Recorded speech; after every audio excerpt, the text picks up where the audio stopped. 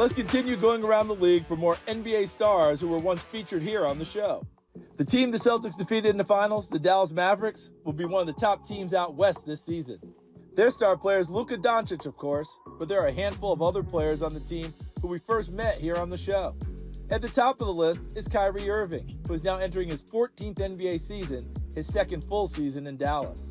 We met Kyrie back in 2009 when he was playing at New Jersey powerhouse St. Patrick High School.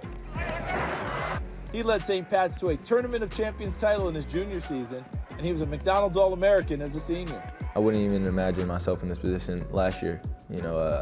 I was kind of unknown on the national circuit, but I think I took my game to another level. And, just getting all the rewards back for all my hard work is definitely a blessing. To complement Luka and Kyrie, the Mavericks have a promising piece in the middle in second-year center Derek Lively. Derek was the #1 high school recruit in America in 2022 when he was playing at Westtown School in Pennsylvania. First is when I saw Derek, I said, listen, I think you have a chance to be the best player I will ever coach. And I meant it sincerely. I would say I'm a type of player that you really just tell me what I need to do and I'll get it done. I'm not the player that is just an offensive player you give the ball to score. I affect the game in every way, shape, or form. My goal isn't to get to the NBA, my goal is to stay in the NBA. My goal is to really just make sure I make a name for myself whenever I get into the NBA. If I tell you that I think Derek will be the best player I'll ever coach, that means I think Derek's going to be a Hall of Famer. And the reason that I think he's going to be a Hall of Famer is that he cares about winning more than anything else. He doesn't get done with the game and look at his box score. Zion Williamson is one of the most recognizable players in the league, but his injury history has kept him from reaching top-tier status among the NBA's elite. The good news for New Orleans fans is that Zion played a career-high 70 games last year as the Pelicans reached the postseason, but lost in the playoff game to the Lakers. We sat down with Zion when he was a fast-rising high school star in 2017. I embrace it. I love this type of environment where a lot of people take time out their schedule just to come watch me and my teammates play basketball. I love it. It's an amazing feeling. I love bringing excitement to people's faces, but I'm going to do it while sticking to the parameters of my game and still trying to help my team win the game. I'm going to say my game is smooth but powerful. I'm an all-around player. I love to create for my teammates.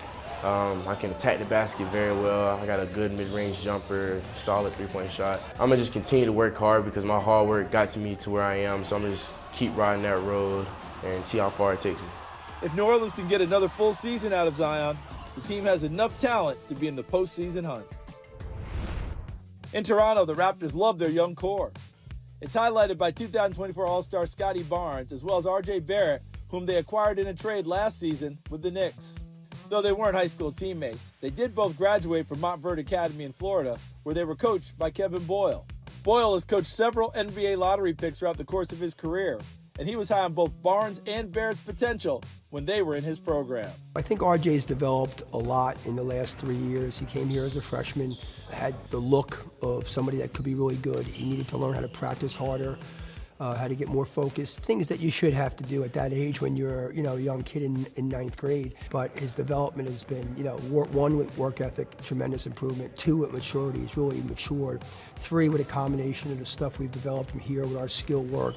And we take a lot of pride in getting guys individually better. I think RJ's a humble kid, a mature kid, and I think he's got the making with attitude of potentially being a top 10 NBA player. It's that's a process, and there's no guarantee of it, and it's a fine line between a guy or two that keeps developing and stays hungry and gets there, and a guy who doesn't want to put the time in, especially if you're making money, and is happy being a top 80 guy, top 60 guy. Scotty, to me, is the most underrated player in the country because I think he's, so ready today to guard at the NBA level in multiple positions. He shares the ball. He's, when you're talking the NBA, he's got to keep developing offensively, obviously, for that world.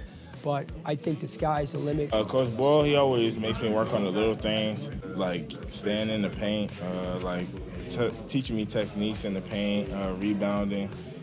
He's very big on little things, and he wants me to be ready for the NBA, get on that level, and he teaches me things every single day. The Orlando Magic appear to be on the right track after improving from 34 wins in 2023 to 47 wins and a playoff appearance in 2024. A big reason why is Paulo Banchero, the 21-year-old who made his first All-Star appearance last season. Paulo is from Seattle, Washington, a city with a proud basketball culture. It's like a big family, you know, everybody who comes out of here, they always come back and they always, you know, give back to the up-and-coming players like me and, you know, other people. You can name any pro from here and I guarantee you I've talked to him. Paulo attended O'Day High School, the same school several family members, including his father, attended. As a freshman, he was a backup quarterback for O'Day's state champion football team.